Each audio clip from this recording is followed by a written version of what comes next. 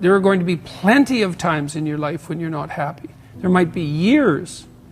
And so it's a shallow boat in a very rough ocean.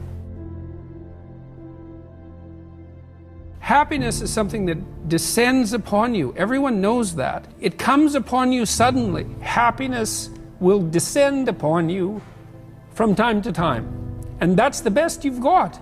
And then also perhaps during sorrowful times, or worse, evil times. People that are depressed are just realistically reacting to a crummy circumstance in their life. Realistic reaction to a bad spot in their life. The fact that you've strengthened your character and that you're aiming at the highest that you can conceptualize, that'll give you the moral fortitude to endure without becoming corrupted during those times, and to be someone who can be relied upon in a crisis.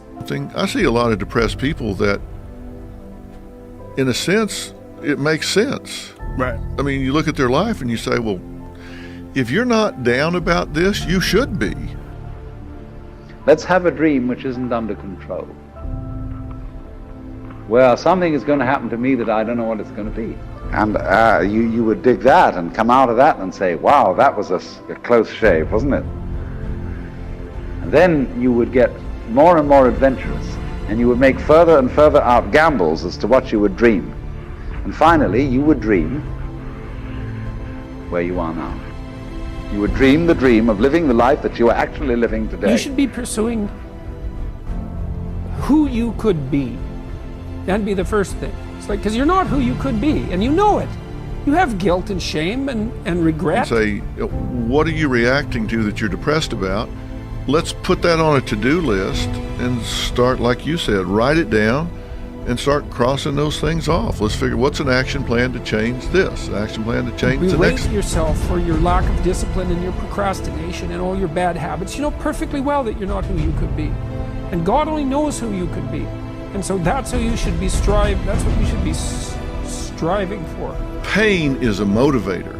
Pain is not necessarily always bad. If you're in pain, it's going to motivate you to move, to change something. And to mask that with drugs, to dull that pain with drugs, is not necessarily a good thing. It's Murphy's Law. When things go wrong, they always seem to happen at once, and they just compound on top of each other, and they all hit you at the same time. Is there any justifiable reason for my heart being broken? Is there any purpose in my pain? Can you contextualize my crisis? Can you make sense out of my sadness? Or did I just go through all of that for nothing? That doesn't mean give up. In fact, it means the opposite. It means it's time for you to fight harder, to dig in. It means it's time for you to go on the warpath.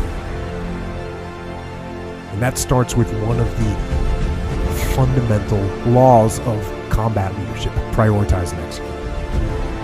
What's the biggest problem? What's causing the most stress? Be attempting to formulate some conception of the highest good that you can conceive of, that you can articulate.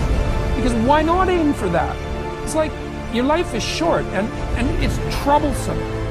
And perhaps you need to do something worthwhile with it. And if so, then you should do the most worthwhile thing.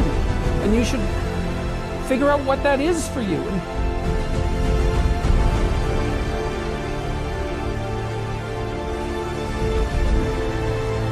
Everybody is fundamentally the ultimate reality, not God in a politically kingly sense, but God in the sense of being the self, the deep down basic whatever there is. And you're all that, only you're pretending you're not.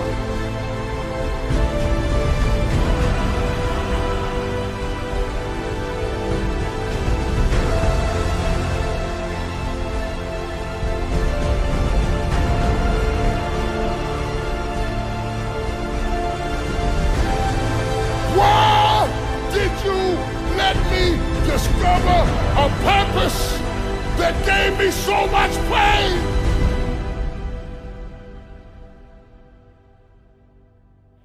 Why didn't you let me love somebody that wasn't crazy?